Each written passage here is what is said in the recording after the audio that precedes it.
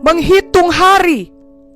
Mazmur 90 ayat 12 berkata, ajarlah kami menghitung hari-hari kami sedemikian, hingga kami beroleh hati yang bijaksana. Situasi pandemi COVID-19 membuat banyak orang berpikir lebih dalam mengenai hari-hari kehidupan mereka di dunia ini. Dan memang semua kita memiliki hari-hari yang terbatas. Mazmur 39 ayat 5-6 menuliskan, ya Tuhan, beritahukanlah kepadaku ajalku dan apa batas umurku, supaya aku mengetahui betapa fananya aku. Sungguh, hanya beberapa telempap saja kau tentukan umurku.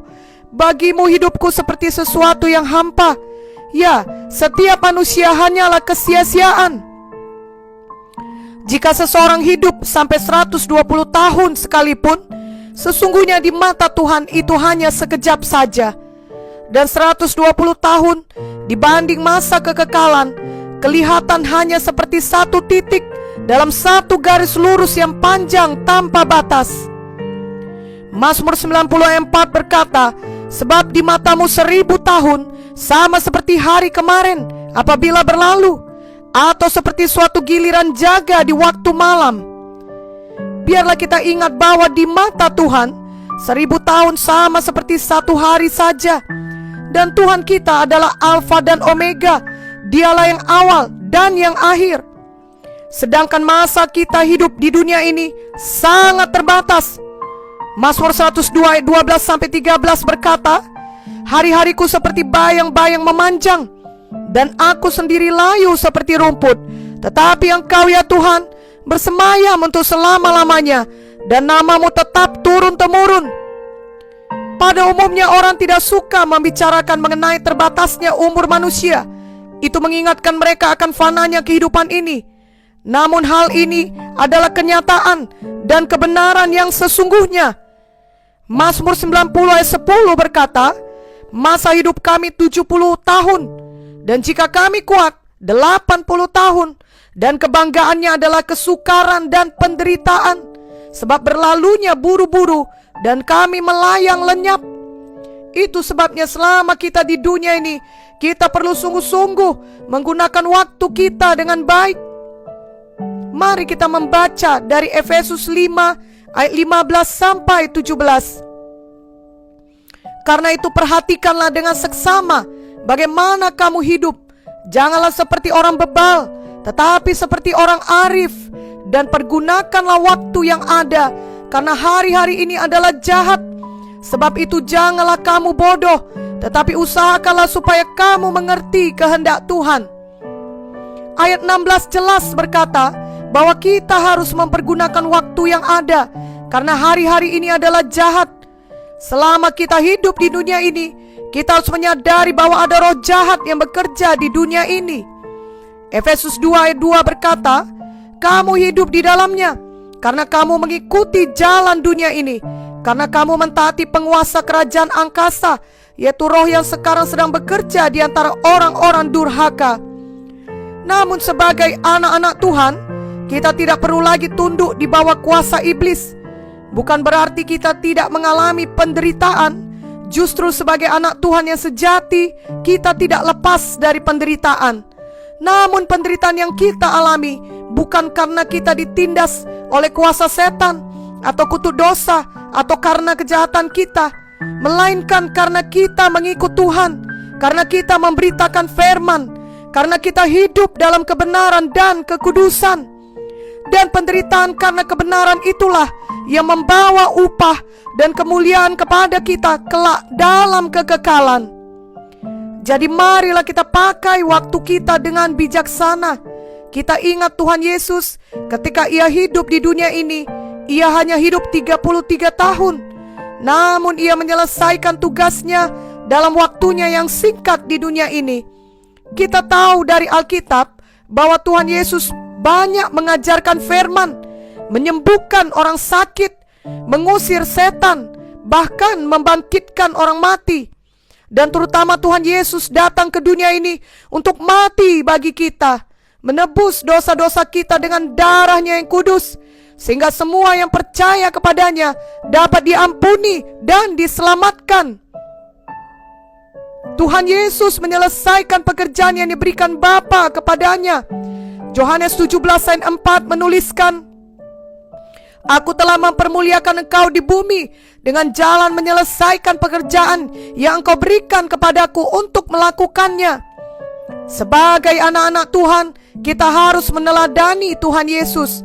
Masing-masing kita juga telah diberikan tugas selama kita hidup di dunia ini.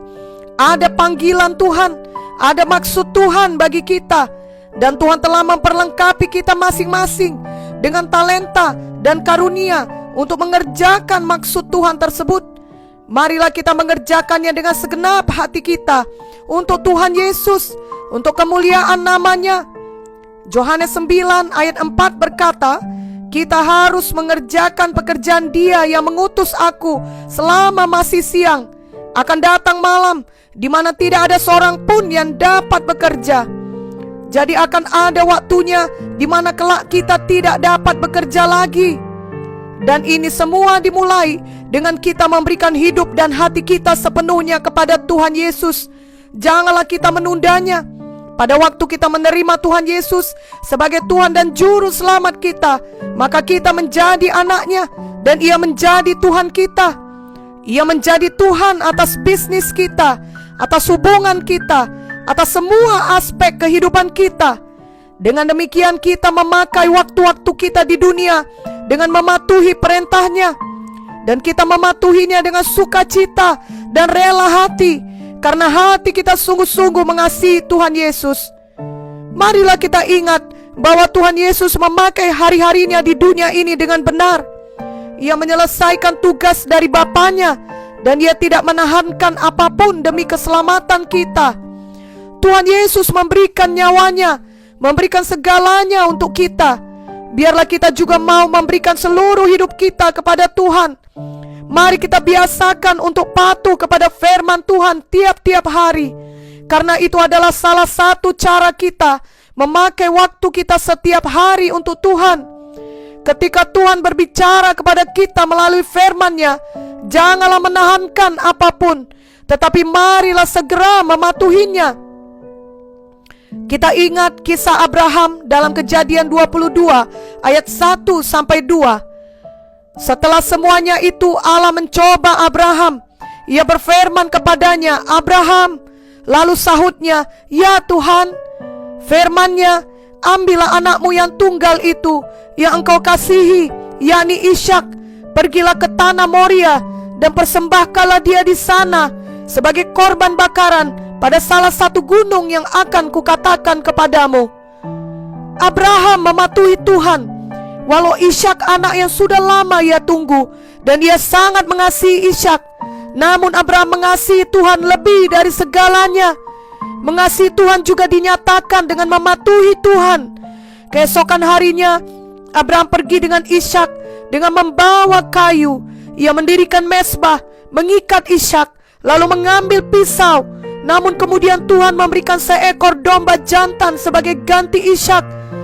Apakah ada Ishak di dalam hidup kita yang perlu kita relakan untuk mengerjakan kehendak Tuhan? Tuhan tahu hati kita sebagaimana Ia tahu hati Abraham.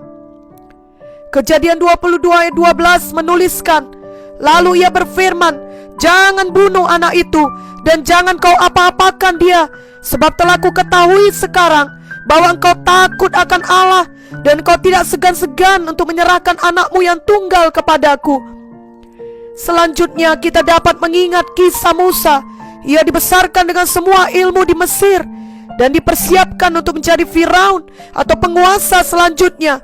Namun Ibrani 11 ayat 24 menuliskan, karena iman maka Musa setelah dewasa menolak disebut anak putri Firaun, karena ia lebih suka menderita sengsara dengan umat Allah daripada untuk sementara menikmati kesenangan dari dosa. Ia menganggap penghinaan karena Kristus sebagai kekayaan yang lebih besar daripada semua harta Mesir, sebab pandangannya ia arahkan kepada upah. Karena iman, maka ia telah meninggalkan Mesir dengan tidak takut akan murka raja.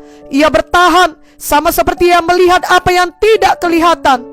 Musa meninggalkan semua demi melakukan kehendak Tuhan dalam hidupnya. ketika Tuhan memanggil Saulus yang kemudian menjadi Paulus, firman Tuhan kepadanya dalam Kisah Para Rasul 9 ayat 16 adalah, Aku sendiri akan menunjukkan kepadanya betapa banyak penderitaan yang harus ia tanggung oleh karena namaku. Dan Paulus menyambut panggilan Tuhan semasa hidupnya. Ia mengalami banyak penderitaan. Kita dapat membaca beberapa di antaranya dalam 2 Korintus 11 ayat 23 sampai 27. Apakah mereka pelayan Kristus? Aku berkata seperti orang gila, aku lebih lagi.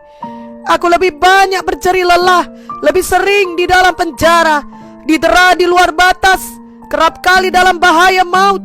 5 kali aku disesah orang Yahudi, setiap kali 40 kurang 1 pukulan. 3 kali aku didera, 1 kali aku dilempari dengan batu, 3 kali mengalami karam kapal. Sehari semalam aku terkatung-katung di tengah laut. Dalam perjalananku aku sering diancam bahaya banjir dan bahaya penyamun, bahaya dari pihak orang-orang Yahudi dan dari pihak orang-orang bukan Yahudi, bahaya di kota, bahaya di padang gurun, bahaya di tengah laut, dan bahaya dari pihak saudara-saudara palsu. Aku banyak berjerih lelah dan bekerja berat. Kerap kali aku tidak tidur, aku lapar dan dahaga. Kerap kali aku berpuasa, kedinginan dan tanpa pakaian.